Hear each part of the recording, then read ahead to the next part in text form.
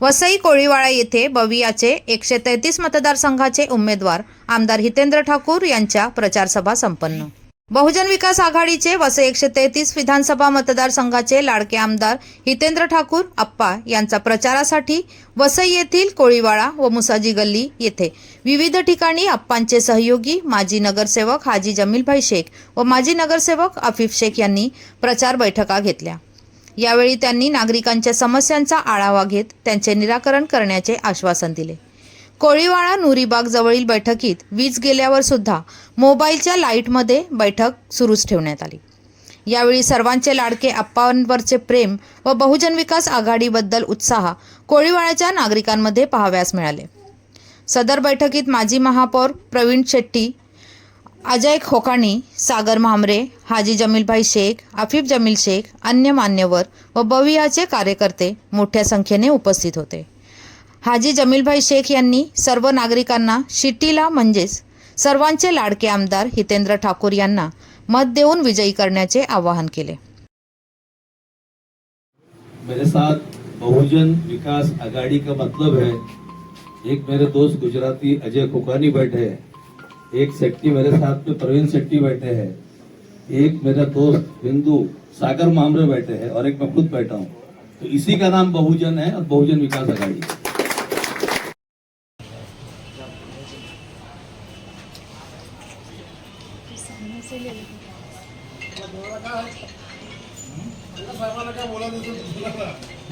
कोई प्रॉब्लम है? मैं एक बात कहना चाहता हूँ कि पिछले 33 सालों से अप्पा के साथ में मेरा साथ है। कॉलेज के ज़माने से लेके आज तक उसके साथ में हम लोगों ने काम किया। एक ऐसा इंसान जिसने कभी मजहब नहीं देखा, चाहे वो हिंदू हो, मुस्लिम हो, सिख हो, ईसाई हो, हर एक के लिए आगे बढ़ चढ़ कर उसने काम किया। उस टाइम पे भी इलेक्शन के अंदर अप्पा खड़ा नहीं हो रहा था, सभी लोगों ने, जितने भी कार्यकर्ता उसमें से मैं भी, हम लोगों ने मन्नत तो समाजत करके उसको खड़ा किया। क्योंकि आज के दौर में हिंदुस्तान के जो हालात है वो हालात इतने ख़राब है कि हम लोगों को ऊपर वाले का करम है कि इलाकाई तौर पर पालघर डिस्ट्रिक्ट के अंदर हम लोगों के 3 MLA, उसके पहले एक MP था हमारे पास में, बलीराम यादव था, फिर बाद में इलेक्शन हुआ, गाड़ी आ गया, फिर अभी बीच में जो इलेक्शन MP का हुआ था, मजबी मांडवी से उसके MP का इलेक्शन, उसका नाम था जो शिवसेना खड़ी हुई। अभी कल के इलेक्शन, कल के रिकॉर्ड के अंदर वापस से एकता शिंदे के साथ में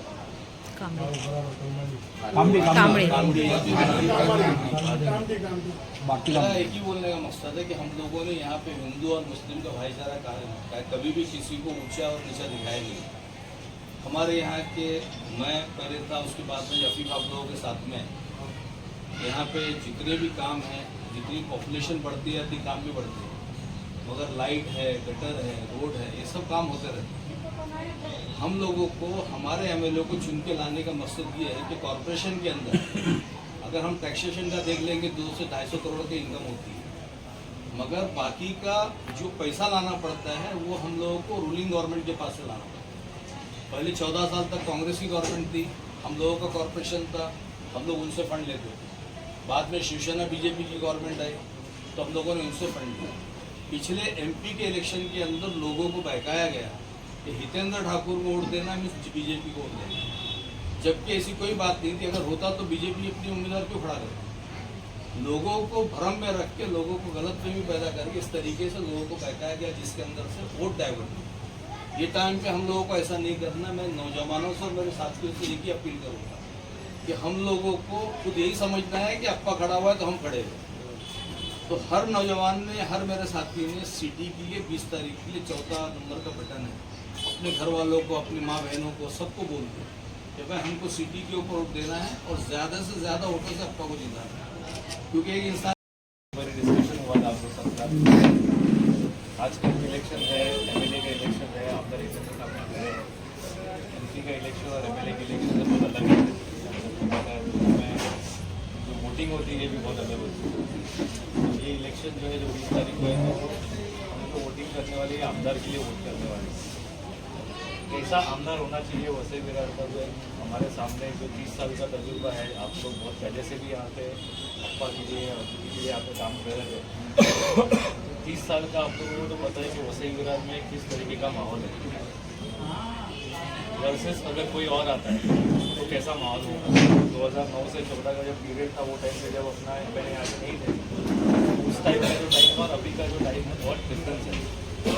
तो बस गुजारिश इतनी है कि ये वक्त ऐसा है कि जो भी कम्युनिटीज है, जो माइनॉरिटी हो गई या अदर कम्युनिटी हो गई, ये वोट डिवाइड नहीं होने चाहिए।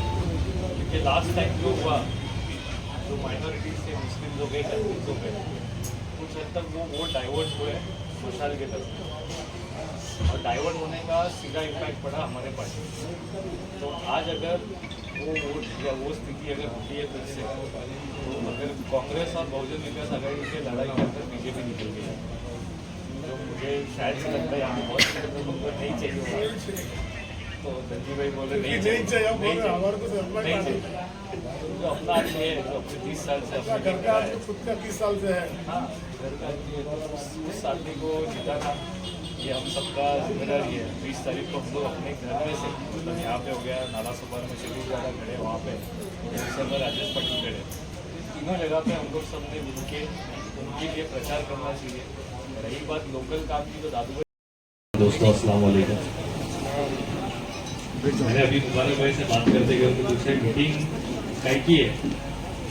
मुबारक भाई अपनी जीत की मीटिंग है। अभी पूछा किसकी मीटिंग है, मैंने अपनी जीत की मीटिंग। मजाक और एक्चुअली हकीकत है उसमें। जीतने तो 100% अप्पा है अपने जीतने वाले। यहाँ के एमएलए 30 साल से जो है हितेंद्र ठाकुर, आने वाले टाइम में भी उन्होंने उनके स्पीच में लास्ट में बोला वसई से आमदार मीच वही है। 20 तारीख को अगर देखें तो 20 तारीख को इलेक्शन है, एमएलए की इलेक्शन है।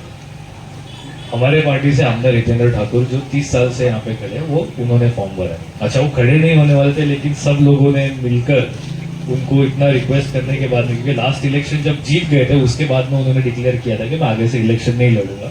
लेकिन जब मीटिंग लिए, सब कार्यकर्ता हजारों लोग वहाँ पे गए, मिले उनको और उनको रिक्वेस्ट किए, तब जाके बोले कि ठीक है एक और टाइम हम लोग खड़े रहते।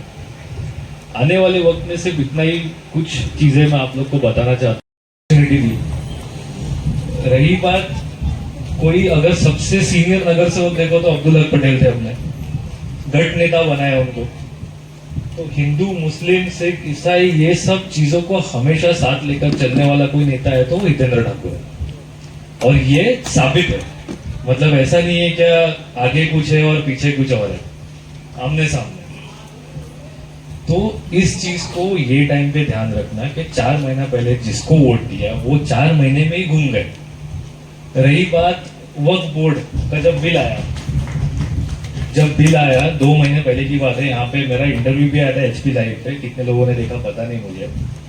महाराष्ट्र में उनके 9 खासदार हैं शिवसेना के, उद्धव बालासाहब ठाकरे के। जब वक्फ बोर्ड का बिल आया तो इनके 9 खासदार वो हाउस में थे, लेकिन कैंटीन में जाके नाश्ता कर रहे थे।